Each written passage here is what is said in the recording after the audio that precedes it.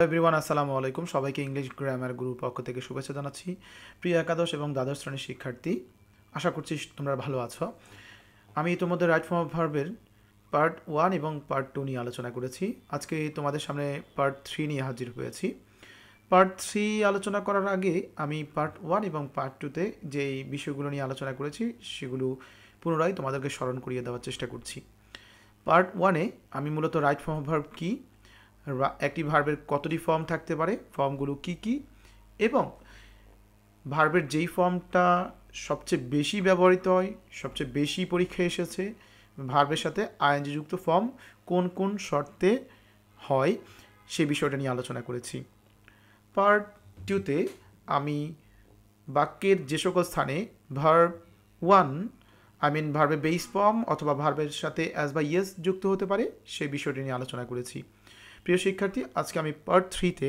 তোমাদের সাথে বাক্যের যে সকল স্থানে ভার্ব ফার্স্ট পার্টিসিপাল ফর্ম অর্থাৎ ভার্ব থার্ড ফর্ম হবে সেই বিষয়গুলো নিয়ে আলোচনা করব চলো আমরা আলোচনা শুরু করি আমি প্রথম যে স্ট্রাকচারটি বলছি সাধারণত বাক্যে have has had having B bin wing gate got getting ইত্যাদির পর ভার্ব 3 হয় অর্থাৎ আমরা এখানে যেই শব্দগুলোর কথা উল্লেখ করেছি সেই শব্দগুলো যদি আমার গ্যাপের পূর্বে থাকে যে জায়গায় আমার জন্য গ্যাপ থাকবে অর্থাৎ শূন্যস্থান থাকবে তার পূর্বে যদি এগুলো থাকে তাহলে আমরা ব্র্যাকেটের ভার্বটি ফার্স্ট পার্টিসিপাল ফর্ম করে দিব চলো আমরা উদাহরণের মাধ্যমে বিষয়টি আরেকটু পরিষ্কার করে নিই দ্য বুক ইজ বিং আমরা যেটা বলেছি আমাদের যেই শব্দগুলোর মধ্যে বিং আছে এখানে গ্যাপ থাকবে এবং ব্র্যাকেটে প্রিন্ট আছে বিং থাকার কারণে সেটা প্রিন্টেড হয়ে গেছে ভার্বের থার্ড ফর্ম হয়ে গেছে হ্যাভিং এরপরে গ্যাপ থাকছে এরপরে ভার্বটা হেয়ার ছিল সেটা আমরা যেহেতু হ্যাভিং আছে হ্যাভিং এর পরে ভার্বটা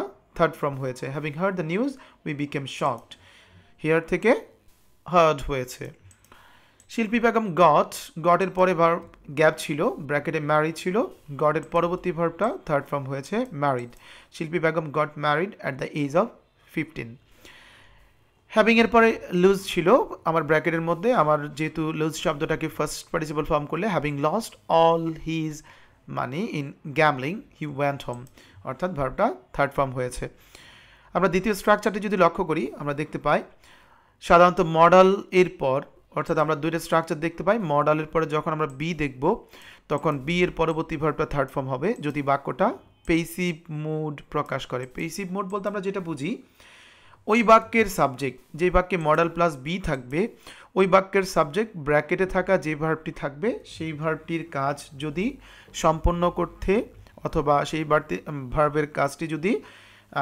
বাস্তবায়ন করতে এক্সিকিউট করতে সক্ষম না হয় তাহলে অবশ্যই সেটা পেসিভকে নির্দেশ করছে এছাড়াও আমরা বলেছি মডালের পরে যদি হ্যাভ থাকে তাহলে ভার্ব 3 হবে মডাল ভার্বগুলো হচ্ছে can could shall should will would may might এই ধরনের ভার্বগুলোকে বোঝাচ্ছে চলো আমরা উদাহরণের মাধ্যমে বিষয়টি আরেকটু ক্লিয়ার করে নিই আওয়ার কনস্টিটিউশন হচ্ছে সাবজেক্ট এরপর আমরা দেখতে পাচ্ছি মডাল মাস্ট আছে এরপরে বি তারপরে ব্র্যাকেটে ভার্বটি আছে modify hour constitution must be modified to ensure basic right এখানে যেহেতু আওয়ার কনস্টিটিউশন কখনো নিজে নিজে মডিফাই হবে না মডিফাইয়ের কাজটি আওয়ার কনস্টিটিউশন করতে পারবে না অর্থাৎ সাবজেক্ট করতে পারবে না এজন্য আমরা ধরে নিয়েছি মডাল প্লাস বি এর পরবর্তী ভার্বটি থার্ড ফর্ম হবে যেহেতু এটা পেসিভকে নির্দেশ করছে our teachers should be respected our teacher subject রেসপেক্টের কাজটা টিচার তার নিজেকেই রেসপেক্ট করে না তারা সম্মানিত হয় অর্থাৎ অন্য কেউ তাদেরকে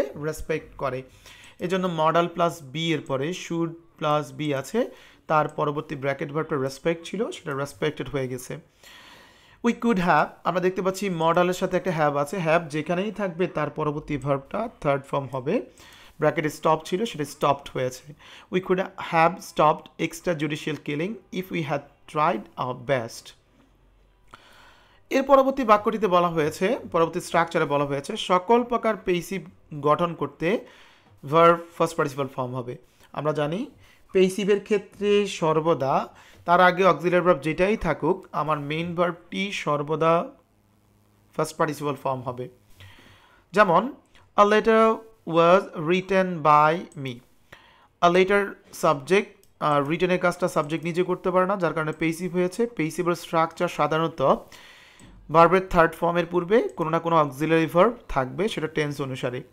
যেহেতু আমার পরেও বাই প্লাস অবজেক্টিভ ফর্ম আছে, তাহলে আমি ধরে নিচ্ছি এটা পেসিভ, যার কারণে ব্র্যাকেটে ভার্বটা রাইট ছিল, সেটাকে রিটার্ন করেছি।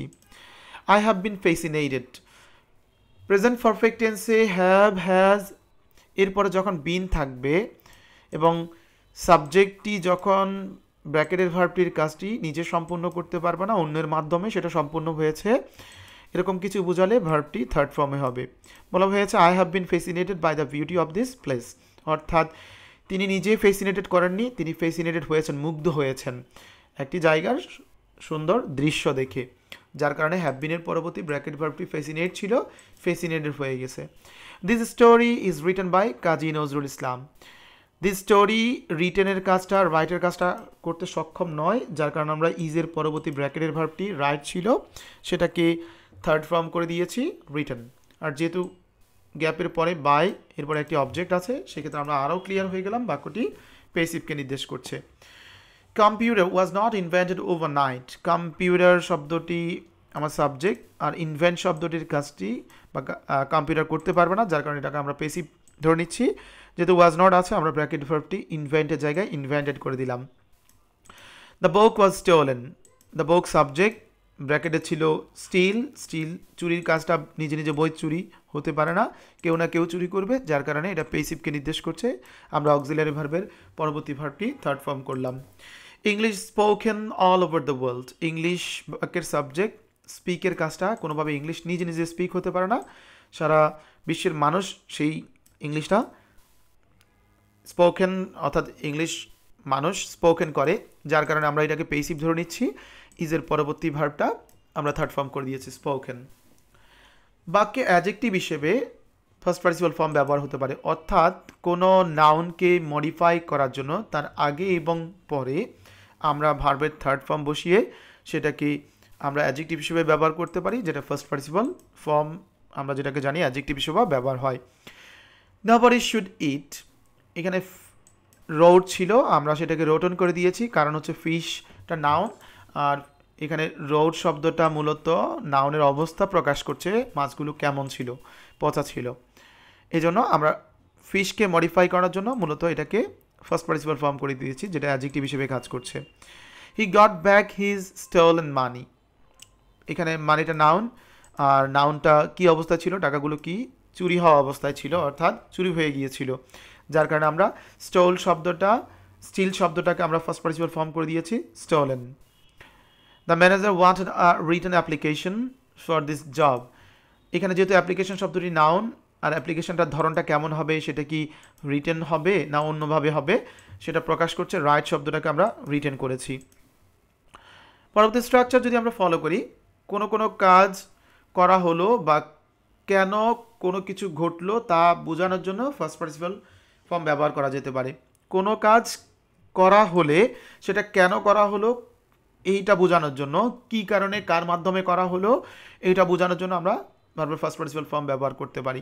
যেমন ইনফ্লুয়েন্সড বাই মাই ফ্রেন্ডস, এটা আসলে পেসিভকে নির্দেশ করছে, যার কারণে ভার্বটি থার্ড ফর্ম হয়েছে, I mean first participle form হয়েছে, যেহেতু বাই আছে। কারো দ্বারা প্রভাবিত হলে সাধারণত সেটা ভার্বের থার্ড ফর্ম হয়। ইনফ্লুয়েন্সড বাই মাই টিচার আর by my friends I went there to meet him. Inspired by the speech I started learning English, inspired by the speech, কোনো বক্তব্য দ্বারা আমি অনুপ্রাণিত হয়েছি, আমি নিজে নিজে অনুপ্রেরণা দিই নাই, অনুপ্রাণিত হয়েছি, এটা passive. Encouraged by my teacher, আমি নিজে এনকারেজ করি নাই, আমি আমার শিক্ষক দ্বারা কী হয়েছি, উৎসাহিত হয়েছি, যার কারণে আমি এটাকে থার্ড ফর্ম করেছি।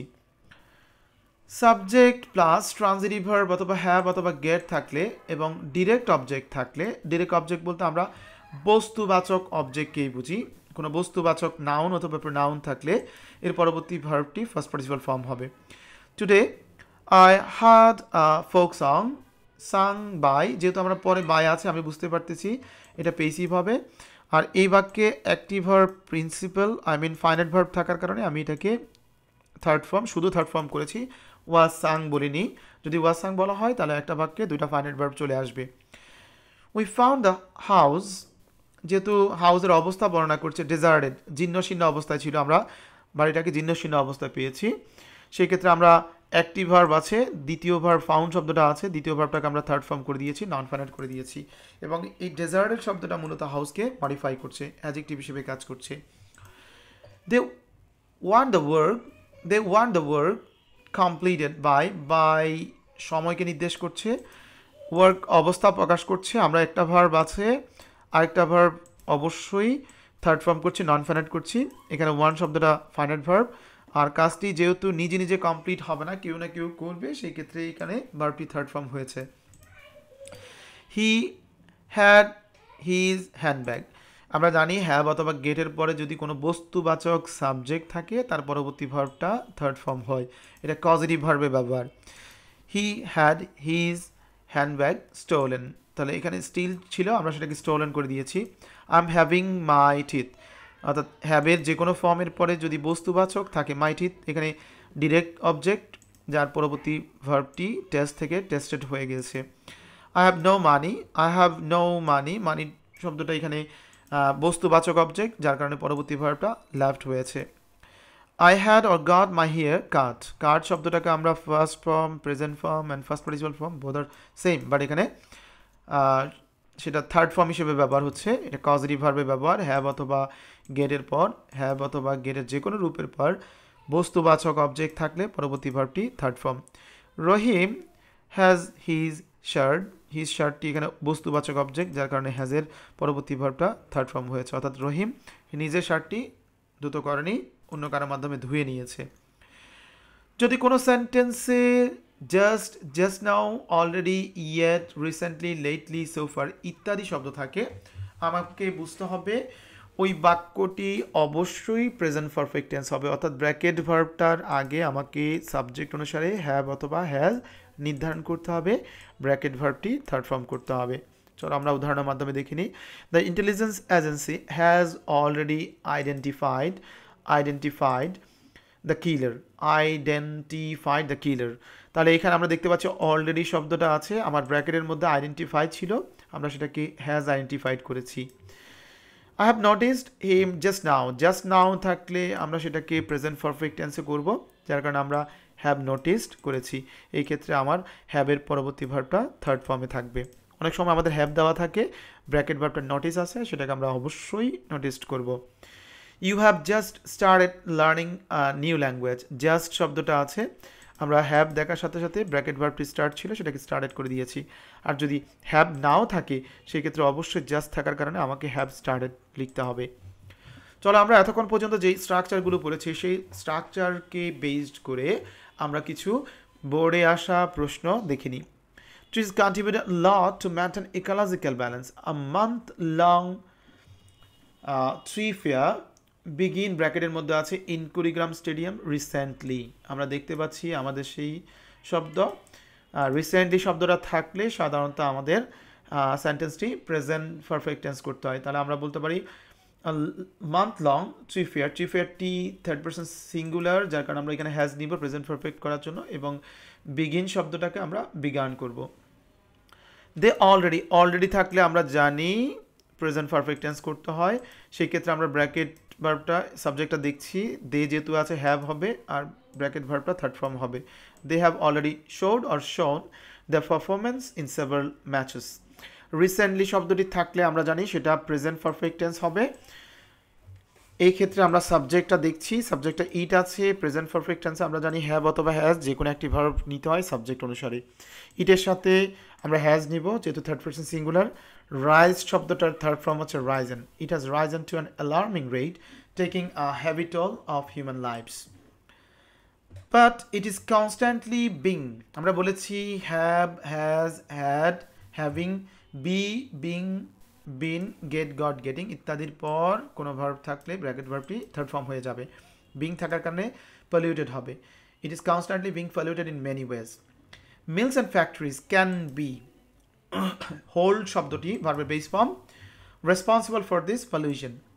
যেহেতু আমরা মডাল প্লাস বি দেখতে পাচ্ছি এবং আগের যে সাবজেক্টটি সেটা একটা বস্তুবাচক সাবজেক্ট কখনো ব্র্যাকেট ভার্বের কাজটি করতে পারবে না, অর্থাৎ এটা পেসিভকে নির্দেশ করছে। আমরা হোল্ড শব্দটার ফার্স্ট পার্টিসিপাল ফর্ম করব হেল্ড।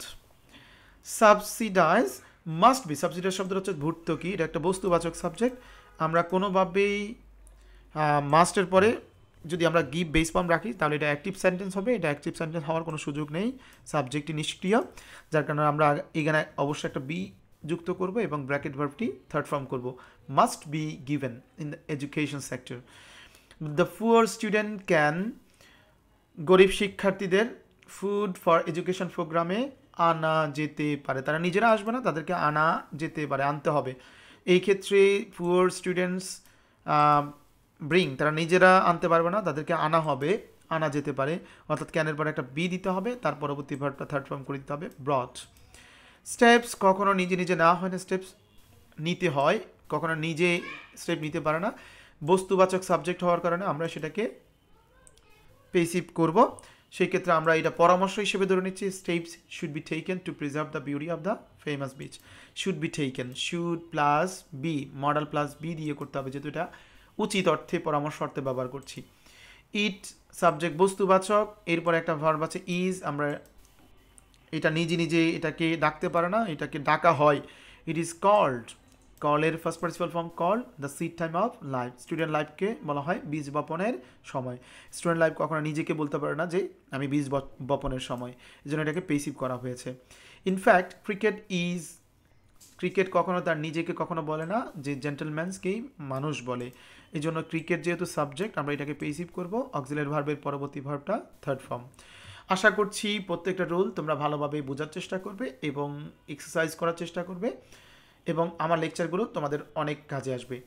যদি আমার লেকচারগুলো তোমাদের কাজে আসে এবং তোমরা সামান্যতম উপকার পাও, আমার চ্যানেলটি সাবস্ক্রাইব করার জন্য অনুরোধ করছি। আসসালামু আলাইকুম, সবাইকে ধন্যবাদ।